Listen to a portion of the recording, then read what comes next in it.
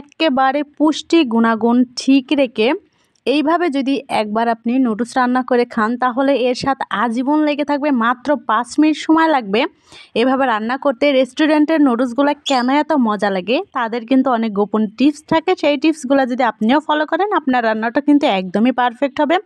কথা না বাড়িয়ে চলেন মূল রেসিপিতে চলে যায়। আসসালামু আলাইকুম, সবাই কেমন আছেন? আলহামদুলিল্লাহ, আমিও ভালো আছি, আশা করি আপনারাও ভালো আছেন। ভিন্ন স্বাদের নুডলসটা আজকে চলেন আমরা ট্রাই করে ফেলি।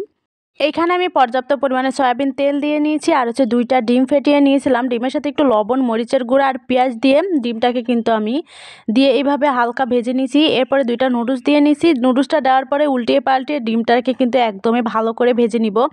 আশা করি ভিডিও ভালো লাগবে, ভালো লাগলে শেয়ার করে দিবেন, আর কে কোথা থেকে দেখছেন অবশ্যই জানাবেন। এখানে আমি 1 কাপ মতো পানি দিয়েছি, ছোট্ট একটা কাপে। নুডলসটা সিদ্ধ হতে যতটুকু পানি প্রয়োজন হবে ততটুকু পানি কিন্তু আমি এখানে দিছি। আপনারা চাইলে এখানে দুধটাও দিতে পারেন, দুধ দিলে আরও বেশি খেতে মজা লাগে।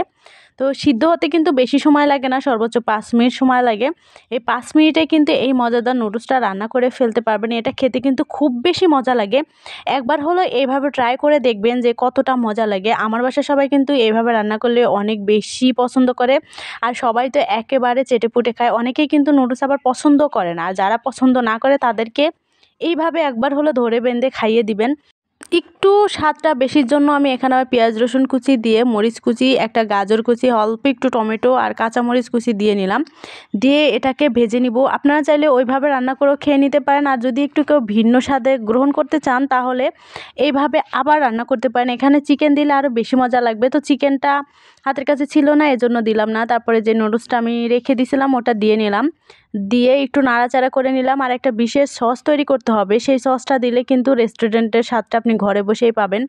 এখানে আমি সয়া সস দিয়েছি, টমেটো সস দিয়েছি, তারপরে হালকা একটু তেঁতুলের টক দিছি যাতে খেতে বেশি ভালো লাগে। আমি সব সময় তেঁতুলের টকটা দিতে পছন্দ করি, দিলে কিন্তু অনেক বেশি মজা লাগে আমার কাছে। তো আপনারা এইভাবে ট্রাই করে দেখতে পারেন, আপনাদের কাছে অনেক বেশি মজা লাগবে। তো ঝটপট 5 মিনিটে এটা কিন্তু রান্না করে ফেলা যায়। এরপর হচ্ছে এখানে আমি নুডলসের মশলাটা দেব। মশলাটা দিয়ে আরও 1 মিনিট মতো নাড়াচাড়া করব। আমার রান্নাটা কিন্তু একেবারে কমপ্লিট হয়ে গেছে, আর এভাবে কিন্তু অনেকেই পছন্দ করে। আর আপনারা যারা এটা এখনও ট্রাই করেননি তারা কিন্তু ট্রাই করতে পারেন, তারপরে বুঝতে পারবেন যে এটা খেতে কতটা মজা লাগে। চিকেন দিলে তো আর কোনো কথাই থাকে না, খেতে অনেক বেশি মজাদার হয়। বলতে বলতে কিন্তু আমার রান্না কমপ্লিট হয়ে গেছে। সকালে এরকম নাস্তা থাকলে সারাদিন এমনিতেই মনটা ভালো যায়।